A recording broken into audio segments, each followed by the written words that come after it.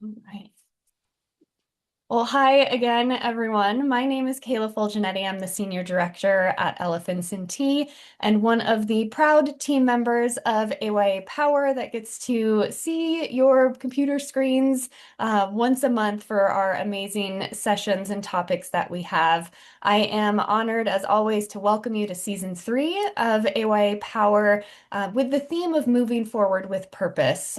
We kind of switched things up a little bit for this last season, not last season, this next season that we're having, Season 3. This isn't the last season, we're not going anywhere. But really wanting to make sure that we were focused on the hard work that we do and that we're all doing, but also recognizing that we want to have intention and how do we continue to move ourselves forward in the field of AYA oncology. So if you are new here, the AYA Power Initiative is an opportunity to provide the oncology workforce with education and resources specific to the adolescent and young adult cancer community. And it's a partnership with Elephants&tea and the AYA Oncology Education Working Group, which we are just so proud to get to work with all of those wonderful individuals bringing this initiative to life. Each month we have a speaker on a topic that they are an expert in to really share information and insights on things that are relevant to the AYA cancer community.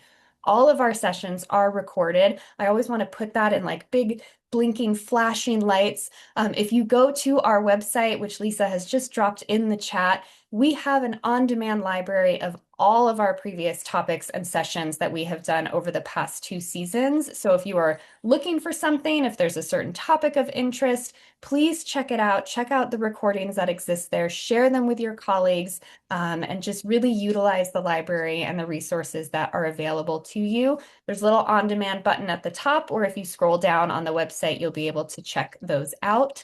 Just a little bit of very quick housekeeping. First, an absolute huge thank you to our sponsors that do support AYA Power, our founding sponsor, I'm Not Done Yet Foundation, and our supporting sponsor, Azi Pharmaceuticals.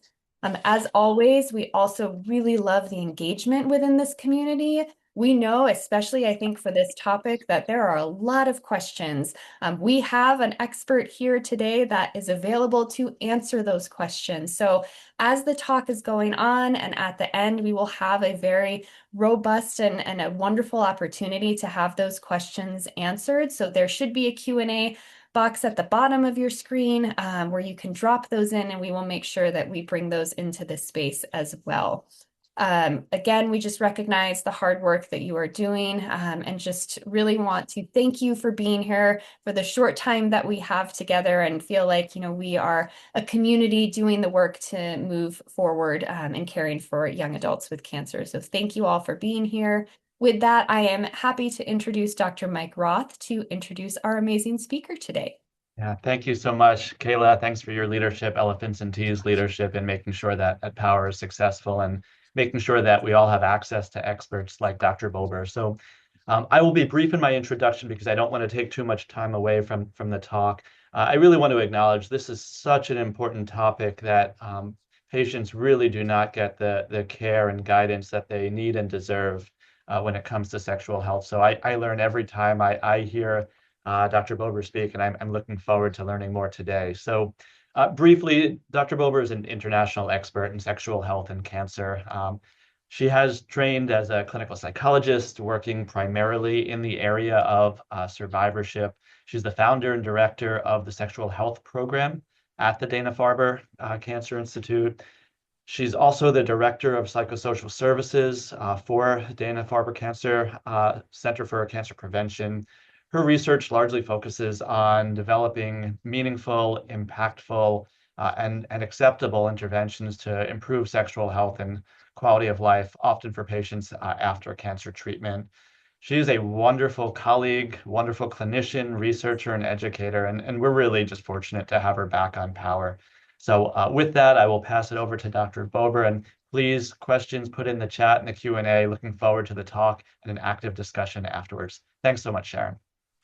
Thank you so much for that lovely introduction. It's really my honor and my pleasure to be here with you today. And we're going to, I think, just dive right into talking about this topic because it's something that most of us don't get a lot of training about, and we really need to be able to address. And as anyone who's ever heard me talk, I talk about it in a very frank and direct manner. And I think that is what our patients often want and need.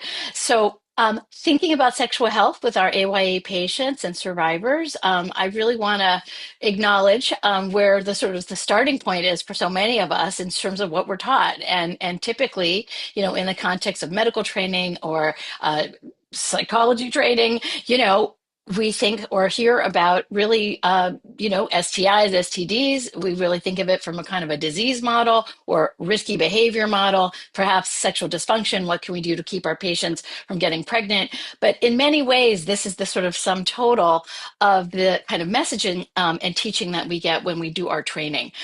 What I will say is that what's interesting is that when you look at sort of the arc of the field of sexual medicine, sexual health, it was only about 20 years ago in 2006 when the WHO said that sexual health is not just about the absence of disease or dysfunction, but we're really talking about a state of mental and physical and social well-being in relation to sexuality, and that this is really something that we can think about from the point of view of positivity, right, in terms of pleasure and what is safe and what is possible in terms of relationships. And I think that that perspective obviously is central. But again, I think it's pretty amazing that it's only been in the last 20 years that this is something on a kind of a global scale that we really sort of think of in terms of definition. So, on that note, I also want to acknowledge that when it comes to what we all do in the context of cancer, cancer treatment, is by its definition destructive. And that very directly, when it comes to sexual health, I really want to kind of bring us into that consciousness that every treatment we bring to bear has the potential to impact sexual health, psychosexual development, and intimate relationships. And when you think about it from that perspective, it is somewhat sobering. So, again, other piece that I want to start with, and I want to invite you into the framework, is really to sort of think about sexual health at the intersection between physical, psychological, interpersonal, and sociocultural factors. It is absolutely a multifactorial concept or experience. And again, when we think about what that means in the cancer context, unfortunately, again, all of those domains can be impacted by our treatments. So I think obviously it is often where we lead with sort of physical changes, whether it's hormonal changes or body alterations or nausea, fatigue. I understand that that's common, but we also need to think about what's happening at the sort of psychosocial level in terms of whether it's just anxiety, depression, psychological distress, or what it means, for example, to be in a body where we're not comfortable in our body, right? What that means in terms of body image, body integrity, what that means for a developing young person around identity formation, around sexual identity, and then thinking about what that means from the point of view of the interpersonal domain. So whether that is somebody who is a young person who has never dated, who's never had a sexual relationship, or somebody who has already been in a sexual relationship or adult relationships and really have no idea how to talk with their partner about these changes, and certainly all of the issues and stresses and conflicts that come up for partners as well as for patients. And then I really want to appreciate there's an entire sociocultural overlay for all of us, right, when it comes to that experience around sexuality, sexual health. It's about what we've learned, what's been modeled, what we expect in terms of cultural and social norms. And also when we go through cancer and we have these disruptions or delays, appreciating that people often feel out of step with many of the expectations that are in front of them. So let me dive right in and say, when it comes to AYAs, and I'm really going to be thinking broadly, let's say about roughly age 15 to 29 is sort of the zone that we're thinking about today. In terms of sexual health, what do we know? Well, what we know is that for AYAs who were sexually active before treatment, many of them remain sexually active during treatment or actually begin to become sexually active at some point during treatment. We also know that many of those AYAs use contraception less than healthy peers, and actually survivors of early childhood cancer. We actually have data to show that they actually often engage in risky sexual behavior, right? Sexual behaviors that are sort of at the same rate as their non or sort of healthy peers, not necessarily doing anything differently. And it's also, just to appreciate that when we're looking at AYA survivors, and here was a study with over 300, again, more than half report being sexually active, and the majority report some high-risk sexual behavior. So implications there across the board in terms of physical and mental health and well-being. But it's really important just to sort of have that, I think, perspective from the get-go that AYAs are often sexually active, either by themselves or with someone else, with or without treatment. So, okay. In terms of quality of life, our young adults report that sexual health is one of the most important aspects of quality of life. I apologize. You'd think after all these years I would know how to use my slides. We also know that the majority of AYAs report delays in psychosexual development. They often report just feeling unsatisfied with sexuality, sexual life. And we know that these are not short-term issues. The majority of AYAs will report ongoing issues more than 2 years post-diagnosis. So I really want to stop with the numbers and just give you some real quotes from my clinic, because I think this really sort of brings us into patient experience in a very powerful way. A 19-year-old young woman said, in the context of someone asking, we asked, did anyone talk about this with you? The focus was always on making sure I got my period and if my boobs would grow. No one talked about what sex was or how that would actually work for a teenager like me. Young man said, I know that the doctor said that no one would really notice. This is someone post testicular cancer. He said, but I always feel self-conscious. I guess I worry about seeming like less of a man. Maybe women will think I'm infertile. It just makes dating tough.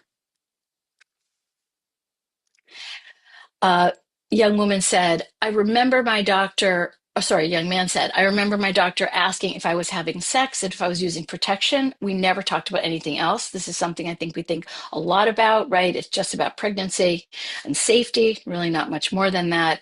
And this is something, a quote that I heard from a young woman in her sort of early mid-20s at that point. I hear this all the time. When I was in high school, I was dealing with surgery and chemotherapy, trying to get into college. I never even thought about dating. Then suddenly I was 21. I had never kissed anyone. I had no idea how I was supposed to start a relationship, right? So feeling out of step with peers, feeling really out of step developmentally in terms of sexual debut. So, roughly speaking, there are lots of common problems that we can sort of categorize. I'm not going to go into any one of these in great detail, but I really want to just clarify the issues for women, often related to loss of estrogen, acknowledging for men and women decreased desire, loss of sexual activity, satisfaction. Obviously, for guys, we think about ED. I'll talk about that. Body image, relationship stress. And I really want to underscore how incredibly distressing this is for our young adults and how often it leads to an enormous experience around avoidance, because it just feels, one, hard, and two, irreconcilable, because people often don't get the support they need to know what to do with these issues. One quick sort of comment I'll make a little bit about data in terms of the longitudinal study that we have at Dana-Farber, led by Dr. Christopher Raklitis. We have a prospective cohort study looking at adult survivors of pediatric cancer. Several years ago, we did a deep dive, or a dive looking into sexual health, and these are, again, all folks that are long off of treatment. First study that we did back about more than 10 years ago, looking at almost 300 young adult survivors of pediatric cancer, half male, half female, where we sort of were doing general questions about sexual health. I want to point out that almost a third reported 2 or more discrete symptoms of significant sexual dysfunction. And just as importantly, females were twice as likely to report problems than men. So this was something that, again, we really sort of took seriously in terms of what needs to happen, thinking about intervention and support. More recently, we went back, though, and we said, the fact is that really wasn't a standardized measure of sexual function. Maybe we just were not measuring that as well as we could have. more recently, we went back in 2023 and gave people sort of gold standard measures of sexual dysfunction. Again, standardized for adults, short version of female sexual function and international index for erectile function for guys. And then we saw, we wondered what that would be in comparison. Again, about 250 pediatric cancer survivors, variety of different kinds of diseases. And what here again we found with the validated measures, a 32% reported significant sexual dysfunction. What I want to point out here is on average, they were 8 years old when they were diagnosed with cancer. And these were folks that on average were filling out these measures at around age 30. So we are talking about significant long-term issues. And again, sexual dysfunction, not surprisingly, was related to fatigue, poor physical health, mental health, and depression.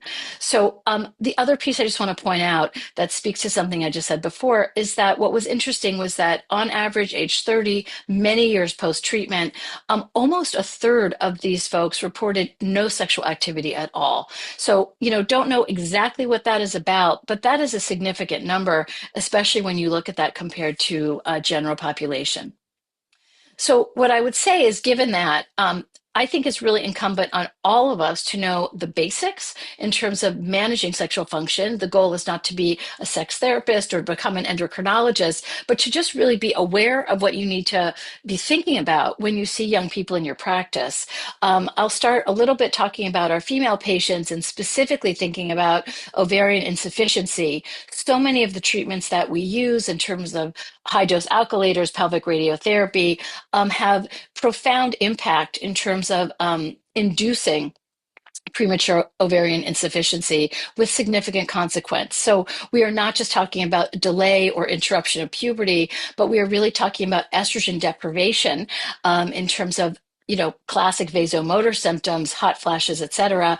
But the genitourinary symptoms related to menopause are very relevant even for our youngest patients. And so I know often, for example, they may be put on birth control in order to sort of manage some of the systemic estrogen issues, but people are often still dealing with specific other genitourinary symptoms. And this is something that we need to ask about and we need to be able to treat. Treatment-induced symptoms like this are often more intense in terms of severity, in terms of intensity. This is not in any way a kind of a natural menopause at whatever age, if you're looking at somebody in their 20s, for example, or younger.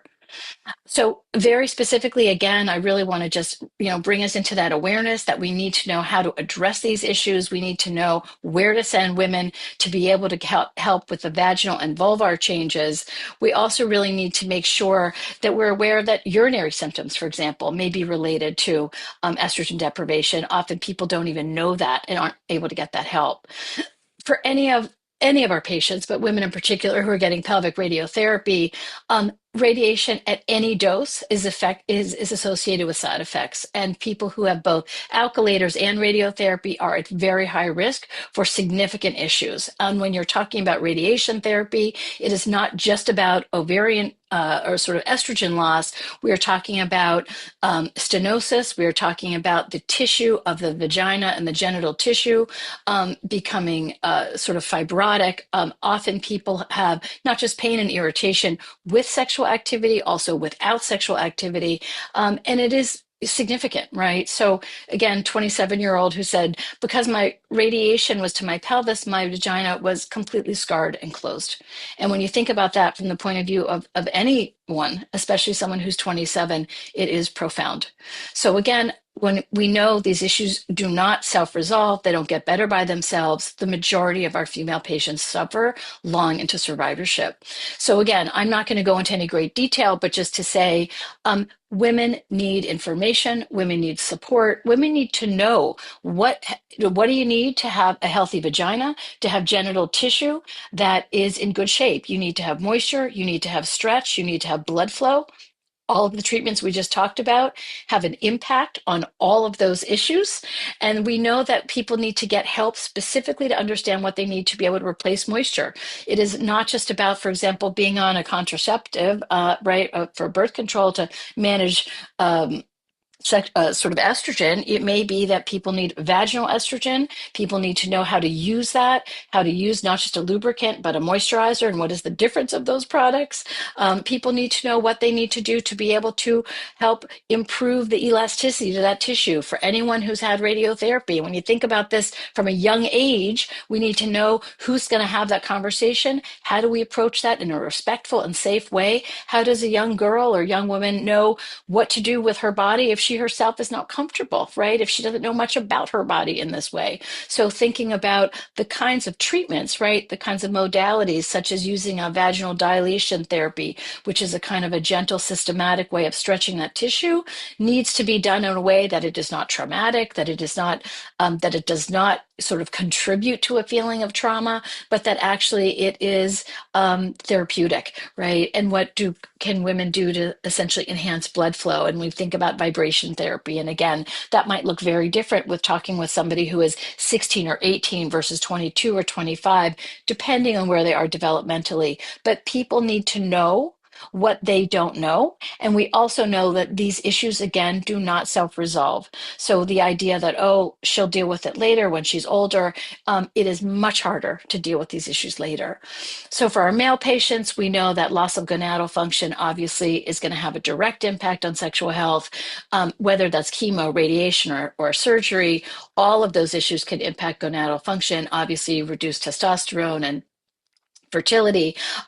We know that for our young men, testicular cancer is the most common solid tumor. And when you look at the impact of treatment, it, again, significant increase in risk for ED, but it's not just about ED, right? It's also about self-perception, body image. Often guys feel quite self-conscious after that. I've been meeting with somebody more recently, a young man in his early 20s who, had a lymph node dissection, and the reality is that he now has retroperitoneal, uh, um, gosh, when the semen backs up instead of comes out. Sorry, my Retrograde ejaculation. retrograde ejaculation. Thank you, Mike. Sorry. Oh my goodness. Retrograde. Right. So retrograde ejaculation. The point is, from his experience in terms of sexual function, there is no ejaculate, right? And what that means when you are, in your 20s and dating and in a relationship, he was explaining to me that, for him, you can still have the experience of orgasm, right? You can still have the experience of arousal and orgasm, but that it's weird, right? Nobody talks about that. And the idea is that maybe it could come back. It's possible it could change. It's very likely it will not. And that's something he had to talk to his girlfriend about. And how do you do that, right? When you feel so embarrassed and so ashamed. So, again, these are issues that can really sort of impact, not just function, but how people then function in a relationship. And where do you go with that? So I will just say again, these are not short-term issues. They last into survivorship. All kinds of reasons, whether it's pain medication, whether it's, again, a lymph node dissection, whether it is long-term impact of chemotherapy. But again, it's just something that we need to address because these things do not self-resolve. So for our young men, I think it is, for all men, at this point with the little blue pill, the first line therapy is to give somebody a PD-5 inhibitor. I just want to really sort of clarify, if anybody is having loss of erectile function because of changes in, because of nerve damage, right? Or because of vascular changes, the little blue pill, a PD-5 inhibitor, simply may not work. And often guys feel incredibly, not just embarrassed, but sort of doubly damaged and assume that if that doesn't work, there is nowhere else for them to go. We know that's not true. There are ways to deliver medication directly into that penile tissue, more effective. There are other non-pharmacologic agents that we use. We really often people need coaching and support for how to access these other kind of aids and learn how to use them. And again, what I'm often struck by with our young adult patients is that they hear something in passing. Nobody's taken the time to sort of be able to get them to the resources where they can actually get coaching for how to use these sexual aids. And then they don't, because they, again, they don't feel competent, right? And again, it's not just about the mechanics. And I think for our young men, we often reduce things so reductionistic in society around erections, which again, I so appreciate the value of what that means to have erectile function as a guy. But it is only not just about that, right? It's about feeling shame, feeling anxious, not feeling like a man, and not knowing how to talk about that, right? Especially when we think about talking with a partner. So, clearly the psychosocial challenges are significant. People feel broken, people feel damaged in some way. And I appreciate this quote from somebody that this was during the pandemic. 24-year-old said, I only go on Zoom dates because no one can see how short I am or that I'm losing my hair. I don't want to have to see the look on their face when I walk in the room and they see that I'm not really a man. But obviously I can't do Zoom dates forever. And that is heartbreaking, right? When we think about what that means from his experience. So what we know is that there's also a lot of inactivity, as I said. We know that many young folks, maybe up to a third of our young adult survivors, say, I'm just too embarrassed, or I'm uncomfortable, or I don't know how to start. And that's something we have to really sort of address. And given all of that, I'll just say it's kind of crazy that this is not a routine part of care. We have guidelines. I will point that out over and over. It's not about having guidelines, but we know that there are barriers, right? So certainly, Natasha Frederick, who I often frequently work with, has done a lot of work sort of surveying patients and providers, and we know that providers across the board don't feel comfortable with this. We see this both in pediatric and on the adult side. We don't want to make our patients uncomfortable. We don't want to say the wrong thing. We certainly don't want to start a conversation if we're not sure where to go, if a patient endorses a problem. And the bottom line is often often a lack of materials, right, of sort of resources to give our patients. Sorry, with my slide problem here. And I will say that from the patient point of view, and this is where we get to the elephant in the room, patients routinely say, I don't want to embarrass my provider, right? If my provider doesn't bring it up, I certainly am not going to start that conversation. And what I would say the biggest issue here for me is that this contributes to a very serious problem, which is that patients assume that nothing can be done if nobody brings it up, right? So there's a kind of a real misinformation here that, people tell me what to do with nausea. People talk to me about what to do with fatigue or with sleep, or, I can talk to somebody. But if we don't bring it up and no one talks about it, people feel like it is literally the price they have to pay. And that is a shame. So this quote, I thought I was alone and that no one would ever date me because I'm so far behind, right? Feeling sort of developmentally behind. I was just too scared to bring it up, but I just wish someone had told me that people feel this way, so I didn't think there was something wrong with me. And I think that captures it. So, what's the bottom line here? Well, if we don't help people figure this out, we know that these milestones are disrupted. We know that people feel broken and isolated in an ongoing way. And again, this really has an impact in long-term quality of life. So what I want to do for the next few minutes, and then I will finish up, is I really want to talk about what we can actually do to start this conversation, and I'll give you some very concrete information for how to do that. Bottom line is that in terms of what patients say, is they're like, listen, I want someone to talk to me straight up. I want you to initiate the conversation. I need this to be kind of normalized as part of care. And they want to be able to have some privacy to do that. So I recognize that may well be kicking parents out of the room, right? And that's something that has to be part of care. And it needs to be individualized in some basic way. So, we have written and published over the years with our sort of 5 A's model. I will say I've now reduced this to 3 A's because I think that it's really important just to get clear, what are the basics in terms of what patients need, in terms of their oncology provider. And again, appreciating the goal is not to necessarily solve the problems or be a sex therapist, but it's really to be able to figure out if someone has an issue, if they need help, and where to send them. So I think it comes down to that, right? We need to figure out how to ask in a very basic way. We have to give advice, and again, very basic way. And we need to have an action plan and follow up, because if you don't have step 3, then it doesn't matter what happens in the first 2 steps. So let's go through that for a second. Again, these are just examples, a normalizing statement, something that makes the patient realize this is ubiquitous, that this is not just about them. So it's just to say something as simple as many AYAs worry about how cancer is going to affect sexual health or dating. Is it okay to take some time to talk to you about this, right? Just that line Many people worry about how their treatment is going to have an impact on sexual health and relationships. Makes it normal, it gives them a signal that it's okay to talk about this, and it doesn't make them feel alone, right? And it lets them know that you're okay to have this conversation. And then again, very basic way, I think we need to figure out how to assess that, right? In terms of figuring out what the issues are.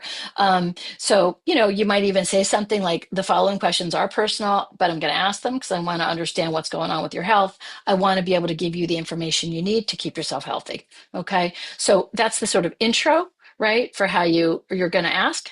And then, oh my goodness gracious. And then I think, again, the assessment part is brief. It's direct. We are not talking about a deep, comprehensive dive into the sexual history. But, for our younger patients, you might start by asking, have any of your relationships been sexual? Is there anything bothering you about sexual health that you'd like to ask? If patient says no, you might say, is that something that you're interested in being sexually active in the future? Is there anything that's got in the way? Is there anything that you're worried about? Right? For patients who have been sexually active, do you have any pain or discomfort with or without sexual activity? Right? Are there any physical changes that make it difficult to enjoy sexual activity? For somebody, again, who's not sexually active, it might be about saying, do you think about dating or starting a relationship? Do you have any concerns about that? I will say I have never had a patient say that they were offended or embarrassed that they were asked. I think if somebody doesn't want to talk about it, they'll say, nothing I really want to talk about, and that's fine. The notion that we are going to, that patients are going to be upset if we ask, we don't see that in our data. We don't see that across the board. I think in general, if we think about approaching this in a respectful and kind of patient-oriented perspective, where we're really just trying to meet them where they are in a very simple and direct way, people are incredibly relieved and appreciative of this conversation. So, again, thinking back to what I said in terms of knowing the basics, I think everybody can be aware of what are the basic strategies, right? If a young woman is saying that she's having pain with sexual activity, it's okay to ask, you're having dryness, there are products that can address that. There are vaginal moisturizers. Maybe we can think about where we can send you, where you can talk with someone about that. There are medications you might try for ED. Again, it doesn't mean you necessarily have to prescribe it, but just to have an awareness of what some of the basic kind of issues are in terms of, if you've had radiotherapy, right, and someone is having pain with or without sexual activity, to be able to talk about, there are changes in the genital tissue, and that's something that we can sort of get you some help with. Let's think about what you need. So, it's the starting point to just be able to say, I know you need help, and let's think together about where that would be. So what is the next step? Well, you have to have a plan, right? You have to have a goal with the patient. So I might, think about even saying to someone, like, sounds like in addition to learning about, what options you might have for the ED, I'm also hearing that you're not feeling very confident about dating, or how to get started dating, right? Is that something that you might want to get some help with? Is there someone that you'd be willing to talk to about that? So obviously the next question is who, right? And so this is where we build a village, and know who, either within your institution or outside of your institution, you can partner with. So clearly, when we think about who those folks are, I'm thinking about our program at Dana-Farber. We have time with urologists. We have a gynecologist that has some dedicated time. We are very familiar with our pelvic floor physical therapy team at our sister hospital, because the fact is, this is critically important for folks after pelvic, especially after radiation therapy, in terms of dealing with pain and incontinence. We may need to work with our mental health folks, whether that's a psychiatrist and thinking about starting a medication or changing a dosage or changing a medication. And I think we need to have counseling, right, as part of the mix, because people need to talk about these things. So it may be that there's a social worker or psychologist. They don't need to be a sex therapist, that you can kind of partner with or team up with and sort of have a relationship that can talk about some of this. And then, there are certainly sex therapists that have more specific, comprehensive training that can get into it in more detail. But I think you need to let the patients know that you are going to follow up and that this is something you're going to come back to. Even just letting the patient know that, I'm going to ask you again when we see each other next time, and I want to hear about how it's going, right? Or don't, please reach out if something comes up, and I want to make sure that you know where you need to go from here. That follow-up piece is critical, right? Because if people get uncomfortable or unsure and they don't know what to do, and it feels like to them you're done, it's very easy for this to just go by the wayside, right? And knowing that you are going to come back and check in can be incredibly helpful. So, again, that last piece I think is really important to create a network. I appreciate sometimes it may be within your institution, it may be within your community. I work closely with people that I've met in different organizations as, figuring out who to partner with. That might be the menopause person that's in your community or in the GYN department next door. But just knowing who the people are, because I really appreciate that this is a conversation we're not going to start unless we know where to send folks.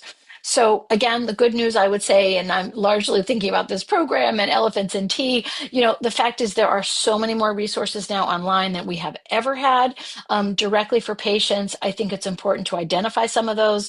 We literally give out resource sheets. We tell people where they can get online, where there's good quality information, because we know that there's a lot of crap on the internet and that it's really important to be able to send people to websites that you can feel have, really sort of evidence-based medical information and just information about sexual health that's not snake oil. And the good news, again, we have resources that we never had before. So really happy to take any questions. I love this quote. I always use it from a patient who once said, it's just a waste to be alive, but not to really be able to live fully, and thinking about sexual health as part of health in general. So thank you for letting me share this with you today, and really happy to have a conversation. Thank you. Thank you so much, Sharon. That was, as anticipated, a really phenomenal talk. And I will say, as expected, I learned some new tidbits as well of things that I'm going to apply specifically, when you mentioned and discussed the need for follow-up. I think that's something in our practice we're pretty good about documenting and noting that we have discussed this with the patient, but not necessarily following up on, well, what are the outcomes of that? What's changed? Have things improved? Have they not improved? And are there other opportunities to address some of those challenges? I want to open it up for questions in just a second, but one thing we've been asking all of our speakers in season 3 is, knowing that the world is changing, and there's different challenges and also opportunities, where do you see the field of sexual health in AYA oncology going in the next few years? And what are those opportunities and what are those key challenges? Thank you. It's a great question. Well, so I would say the good news is that, I've now been doing this, as you know, a while. And I have to say, I'm very excited because for a long time we used to say, what can we do to move the needle? Like I'm out there, giving these talks and screaming into the wilderness, this is important. And oncologists would listen and nod and say, yeah, I know it's important, but sorry, it's not my job, and I would say one of the things that I am excited to see changing is that I think oncology providers in many different places, right? Doctors, nurses, APPs, social work, people connected to taking care of patients, I feel are there's been a sea change around this notion of sexual health being like super taboo, right? I don't think it's something that we're all equally comfortable talking about yet, because lots of times we don't have a lot of practice, but it does feel to me a little bit that it's a little bit less crazy, as when I started this. Trust me, I used to think, Jesus, this is a New England thing, no one's talking about this, but like it is definitely, I see that needle moving a little bit. So I would say, and it really, again,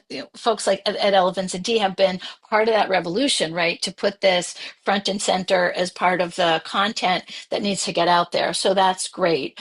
I will say from the challenge point of view, and I want to, again, be frank about it, this is kind of under the umbrella of supportive care in certain ways, and I recognize that we are all under enormous amount of pressure to see a lot of patients, to do a lot of work.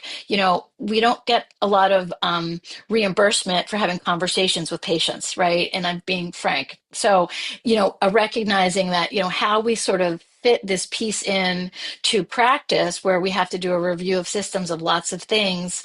I think that's something that we still have to work on, because if we really want to roll it into care, we have to find a way to do that while we're dealing with so many other things. Yeah, that's really, really helpful, and appreciate kind of that discussion of, the field has changed. We have made progress, and that's similar to AYA oncology, in general, where we In used to general, say right? that, and I see Archie and others on the call, we're behind in terms of survival and progress. And it's important to acknowledge that we've made progress. These conversations are coming up more, providers are taking more ownership. and we also have more work to do. You do, I do, and I have to say, whenever I talk with my colleagues and my oncology colleagues, the amount of information that they have to consolidate and teach and deal with, it is a lot, right? So, Yeah. um, I see there's a few questions and comments. So Ashley noted, is there a list of sexual health resources that you strongly recommend? She's finding that many places don't have sexual health resources that I am assuming locally. And how can we help patients in this area access resources?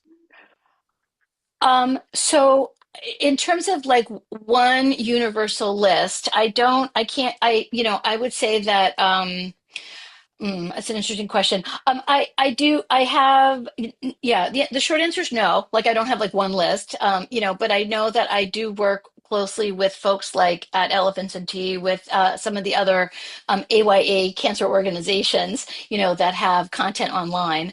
I also would say that, individual programs, right? There are now, when I started this, there was like one sexual health program in the country at Sloan Kettering, and that was on the adult side. But there also are a number of people now at many institutions that have some type of sexual health something. And I would say, it's really important to sort of just identify what are the resources locally.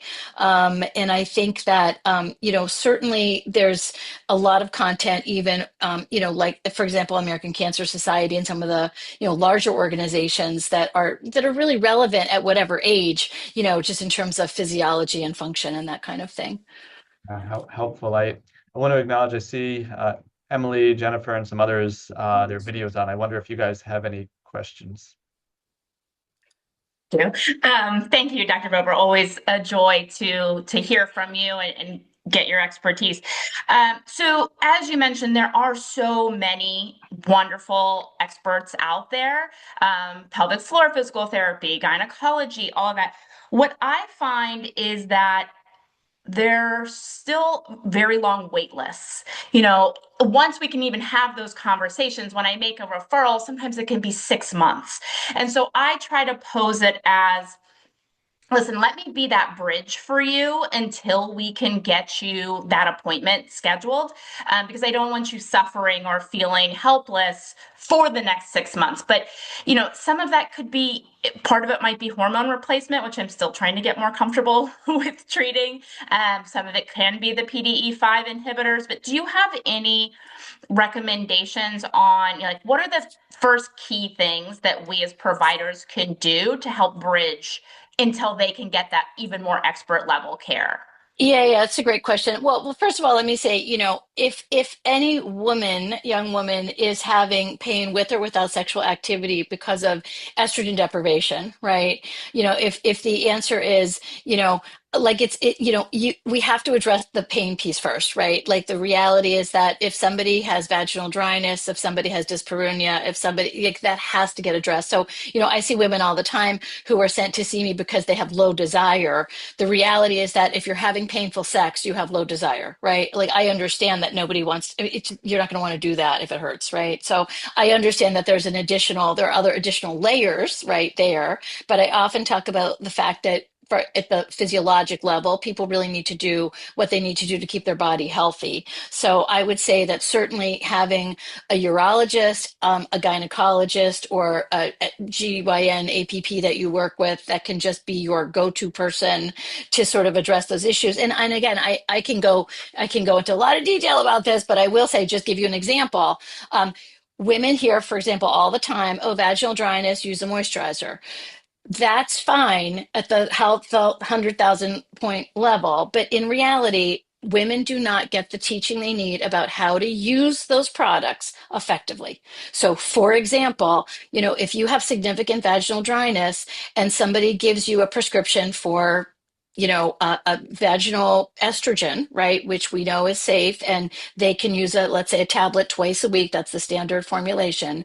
2 tablets of vaginal estrogen a week that get inserted to the upper third of the vagina will not be sufficient to manage the dryness if you're having pain and discomfort because the tissue is dry at the introitus, right? So that's something that might seem like it's a kind of a minor difference, but it is all the difference in the world when it comes to the fact that you say, oh, I tried vaginal estrogen, it didn't work. Not that it didn't work. Nobody explained to you that you may need to use a cream around the vulva and vagina. Nobody explained to you that that might be necessary but not sufficient. You also need to use something in the lower part of the vagina. Like, these little things it makes all the difference in the world in terms of function, right? So I would just say having somebody that is a go-to person that can do some of that teaching. Like, so for example, and I say this just because I know, more recently, I'm both delighted and thrilled that my oncology colleagues are, say, writing the prescription for vaginal estrogen. That's great. But that if you don't actually have somebody to teach the patient how to use it or what are the ways to deliver that in a way that's going to be effective, we sort of set patients up for not being successful. That's a problem. Right. Or when a young woman has pelvic radiation and there's a lot of tightness or scarring, and she's handed a set of dilators and she tries them once, she has some bleeding, she never uses them again, and she's panicked.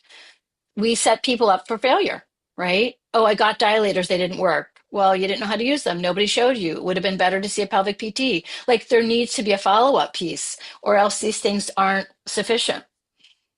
Yeah, I think that's I really don't know if helpful. that's helpful, but Thank you. Yeah, it's really helpful in the follow-up piece also of, not just kind of one and done, prescribe and walk away, but really the education and the constant education and revisiting and trying to figure out, if it didn't work, what didn't work? Was it not right. really, the counseling and the guidance was not what it needed to be. I want to acknowledge there's a few comments and questions in the chat.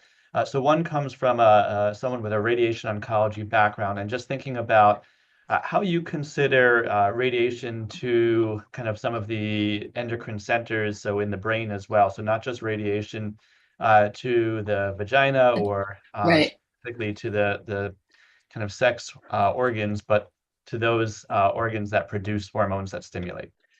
I mean, you could probably answer that better than I could, but I'm assuming that if something sort of has an impact on that, what is it, the pituitary gonadal axis, right? That where you are, again, whether for whatever reason that gets interrupted, then we're sort of left having to deal with the same kind of issues.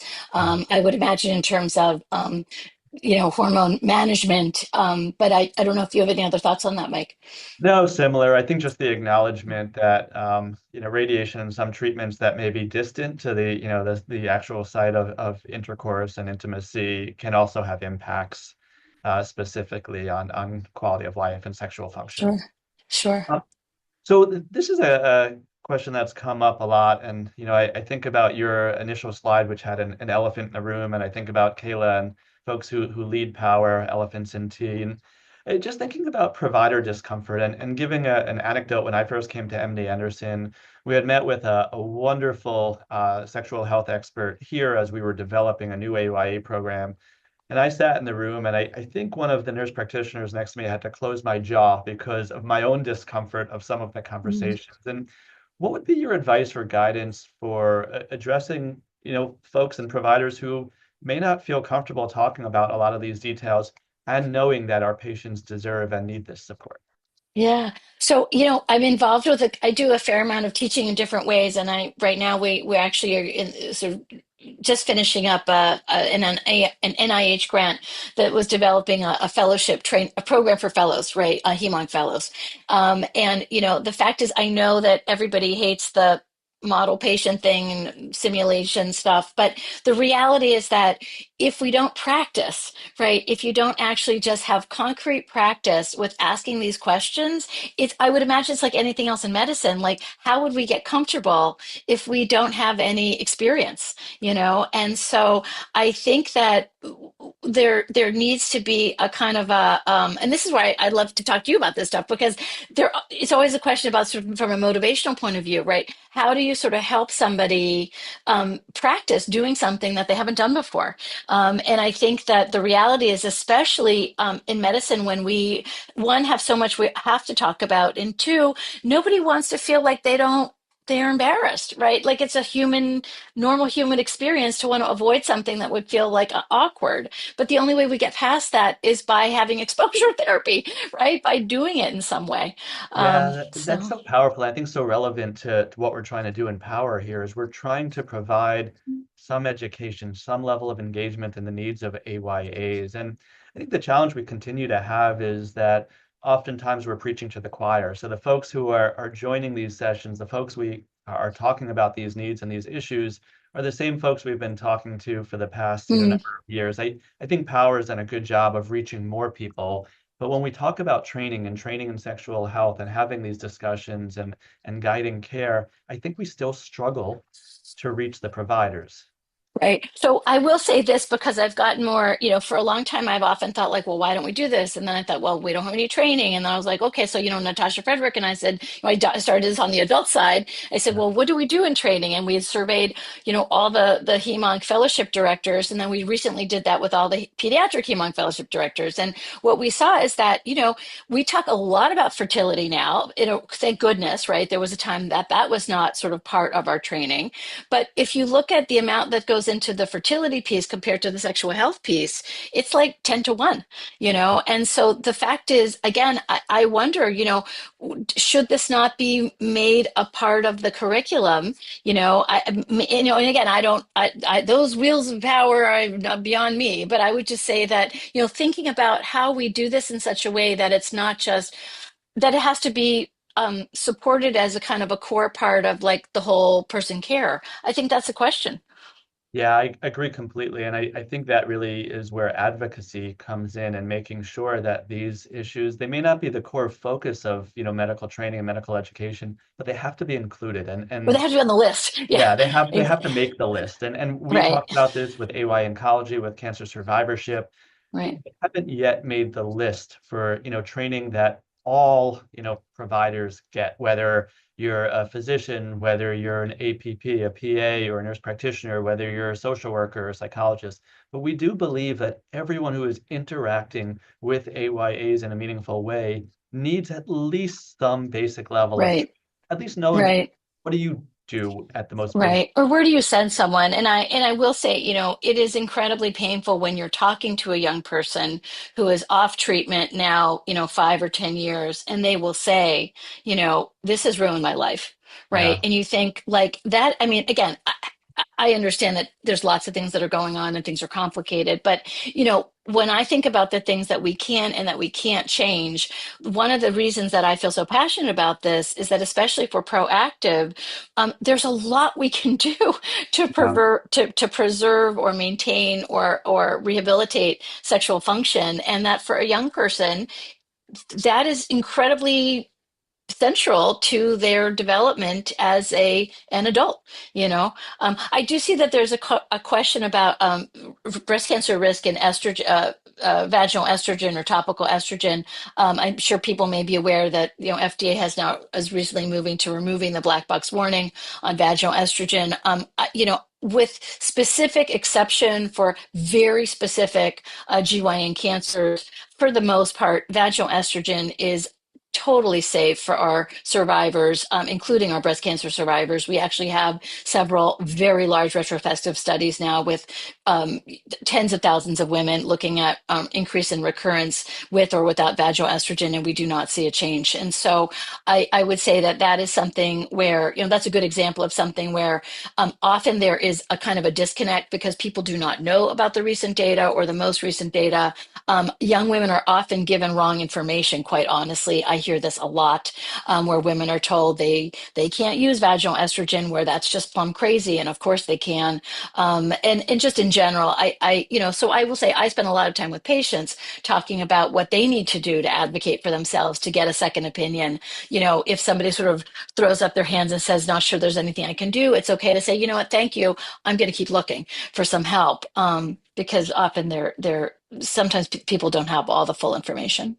Yeah, that's really helpful. And I know, just being mindful of time, I want to sneak in one more brief question in the chat of kind of models of care, being in kind of clinics that treat a number of AYAs, sometimes there's one person who feels comfortable or has more expertise.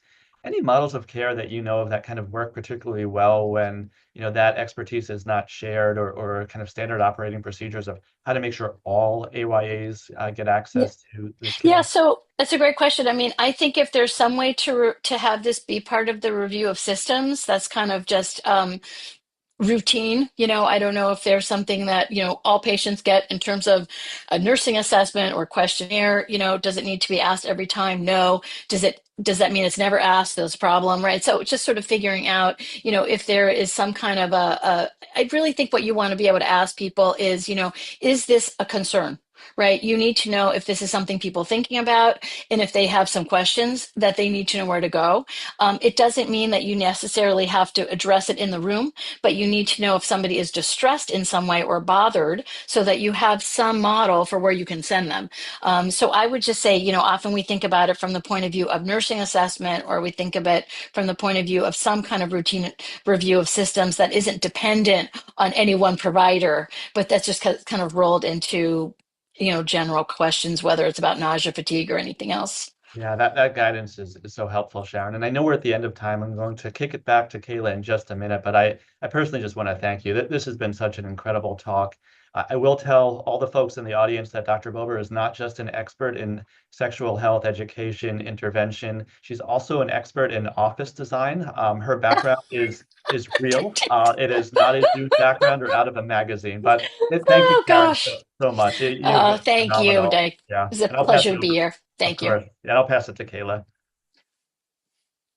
Amazing. Thank you so much, Dr. Bober. Always such I just think a hot topic, and you present so well, and so comfortably. So I think it's just such a model for how you speak about this topic for all of us. So thank you. Mike, thank you also again, as always, for facilitating such a beautiful conversation at the end. I'm going to drop a link very quickly in chat. You all that have been here know the routine. Your feedback truly is important to us. We are collecting information on what you want to see, what we can be doing better, what you are enjoying. So please make sure to take a very quick amount of time to fill out that anonymous survey. Also, our next session is going to be on March 12th. That's a Thursday, with our very own Dr. Mike Roth. So stay tuned. Registration information and more details about that session are going to be coming up, but you can mark that on your calendar for the day that we are going to be having that one. So again, thank you all so much for spending just a little bit of your time with us this morning or afternoon, wherever you might be. And just a huge thank you again, and have a good rest of your day, everyone, and stay safe. Thank you. Nice to see you. Bye, everyone.